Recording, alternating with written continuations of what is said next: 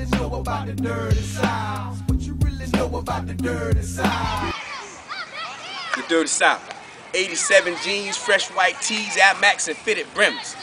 26-cent spinning rims that authentically spin clockwise, overhyping immature minds, causing brothers to lead lives that ultimately lead to the heart-wrenching sounds of a dear mother's cries.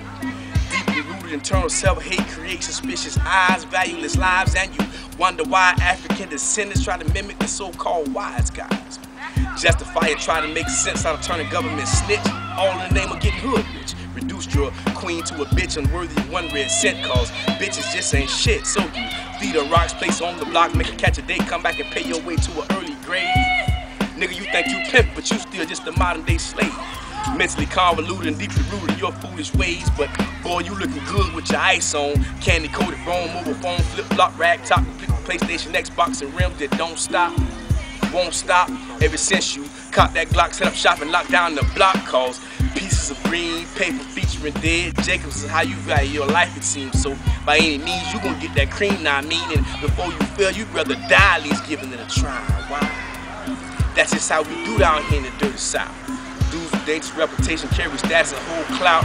Country fried, southern pride, say it loud, proud to represent the dirty South. But have you ever stopped to pay attention to what comes out of your mouth? Have you ever wondered why the dirty South is called the dirty South? The filthy, nasty dirty South. See, they don't teach this in school, and it's not even on the test to obtain the GED. But see, language connects you to a reality, so based on the way you think, words you speak, it links you to a certain community, and within community we should find unity. But unfortunately, Shaitan has put us to sleep, reversed our thinking process and made wrong fair seeming. We've been hoodwinked, bamboozled, and chained to the images of psychological slavery, so our minds can't conceive, our eyes can't see that we, me and you, we ain't each other's enemy, you digging me? But the ones who made the dirty South continue to laugh while getting rich off our ignorance, disunity, and self-inflicted atrocities. And I'm sure some of you token chickaboos just don't agree, but if you take the blinders off your eyes, you clearly see that the South is dirty for being among the last states to abolish slavery, at least verbally. But the reality paints a different picture that I can clearly see when I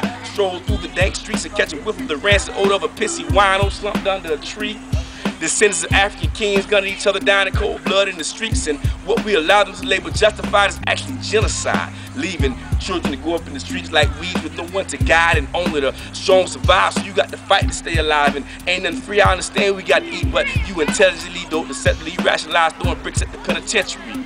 Jeopardize lives and risk catching a quarter century, all for the sake of living up to the image of being young, fly, and flashy, because it's natural to want to succeed. But that grafted ghetto mentality creates a desolate reality that's shamefully seen when baby mama got to depend on welfare and government proceeds to feed your seeds. But you got a candy-coated donkey in the parking lot sitting on 23s. You got your chest poked out because you got to let cloud a few cheap goals in your mouth. But that's just how we do down here in the dirty South. You dig me? And we try to change that.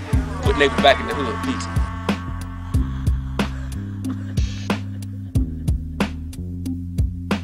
What you really know about the dirty South? What you really know about the dirty South?